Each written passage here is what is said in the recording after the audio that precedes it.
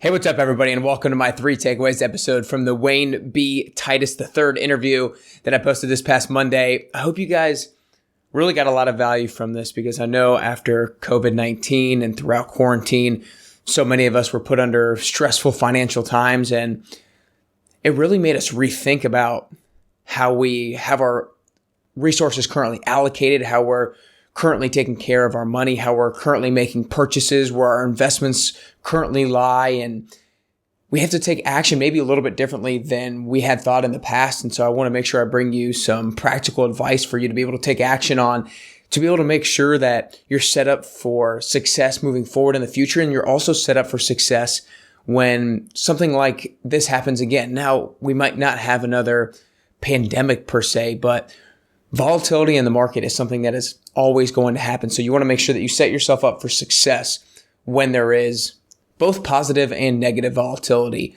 in the market. So make sure you guys, if you haven't listened to that episode yet, that you go back, listen to it, take notes, and take action on some of the things that he said. And in a couple of weeks, I have another financial advisor coming on to give you some more great practical advice centered probably a little bit more around young people on how to build wealth. So make sure you look forward to that. Right now, if you're struggling with your fitness goals or just setting any kind of goals in general, I know quarantine was tough and it maybe knocked some of our goals down that we were chasing towards. I know I had some goals that I was really wanting to hit, but quarantine set me back. If you're looking to get motivated and get some structure for that goal, make sure you go to nickcarrier.com/free-PDF. Again, nickcarrier.com/free-PDF, and you can download my 6 steps to get motivated and crush your next fitness goal. It's going to be a great way for you to, like I said, get motivated and get some structure for you to be able to feel like you're on the right path to get where you want to be with your health and with your fitness. With that being said, let's go ahead and get right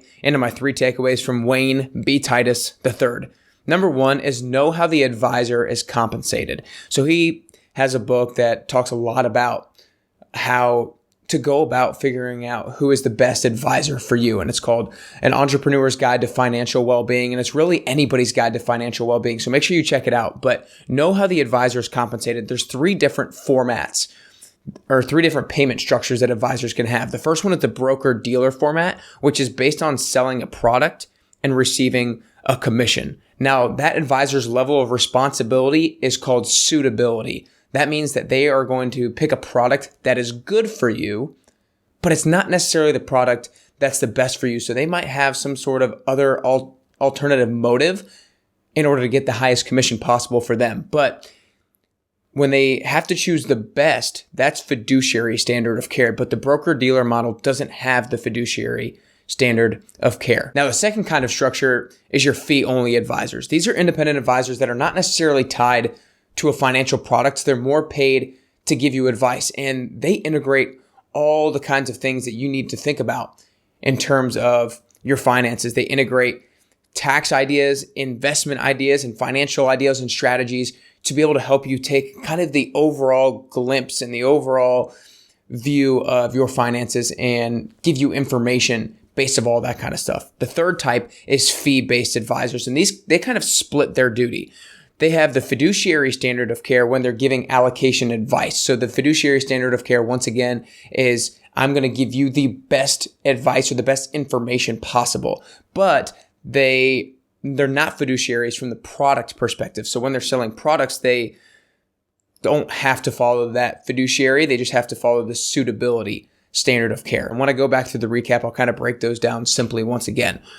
Takeaway number 2 was the paternalistic versus informative versus interpretive advisor. Now, these 3 are super important when you're trying to find an advisor and when you're just kind of having conversations with people that are giving you advice. The paternalistic advisor is someone who is telling you what to do. The informative advisor is here's the info, you go do with it what you think is best. And then the interpretive advisor is going to do the research for you and then give you all the different options, the different things to consider, the different information, and then help guide you based off of that. So the interpretive advisor is someone you really want to make sure that you hire for yourself. And it's basically just about asking them questions. You want to make sure that they're doing the research themselves and that they're really looking after your best interest and they're not just trying to get commission off of a product that they're selling you. Takeaway number 3 is the strategy is the same to get to your best you and to build wealth. And this is something that was so apparent to me when I was going through his book, and then it made me so happy and uplifted about it, because it's all about, to build wealth, you have to first create a vision. You have to start off by picturing how much money you want to have, how much money you want to have for retirement, how much money you want to make year after year or decade after decade. Once you have that, that orients your decision making, and it helps you create your game plan for making that thing become a reality. And then it becomes about execution. But execution can only happen if you have that sense of clarity on the front end. So that's the process in order to get to building wealth, and it's the process to getting to the best version of yourself. Creating that vision, having that direct you in terms of your decision making and your strategy, and then it's execution. So again, guys, my 3 takeaways. Number 1 is know how the advisor is compensated. There's a difference between the suitability standard of care and the fiduciary standard of care. Suitability is going to give you what's good for you and what works for you, but fiduciary is going to be what is absolutely best for you. There's the broker-dealer that sells products and receives commissions. Sometimes you need to be careful sometimes of those people. There's fee-only advisors, which is talking about giving you a lot of information and integrating taxes, investments, and financial strategies. And then there's the fee-based advisors who kind of split their care, determining between whether or not they're giving you advice or if they're trying to sell you a product. Takeaway number 2 was the paternalistic versus informative versus interpretive advisor. Those interpretive advisors are really going to give you that holistic approach of doing the research on their own and then guiding you in terms of what might be the best decision for you to make on your own. And the takeaway number 3 is the strategy is the same to get to your best you and to build wealth. It's about casting out that vision, that long-term goal, allowing that to guide you in creating some sort of direction and deriving a strategy. And then it's about execution after that. I hope you guys enjoyed these 3 takeaways. I hope you got something from that Wayne B. Titus III interview, some great stuff that you want to go back and take notes on and start to implement, so that when there's volatility in the market and when there's kind of confusion maybe around the country, you feel a little bit more protected and you feel a little bit more safe with your finances, and you feel like you can provide for your family and loved ones down the road. So I hope these 3 takeaways, and I hope the interview with Wayne B. Titus III helps you get closer and closer to your best you.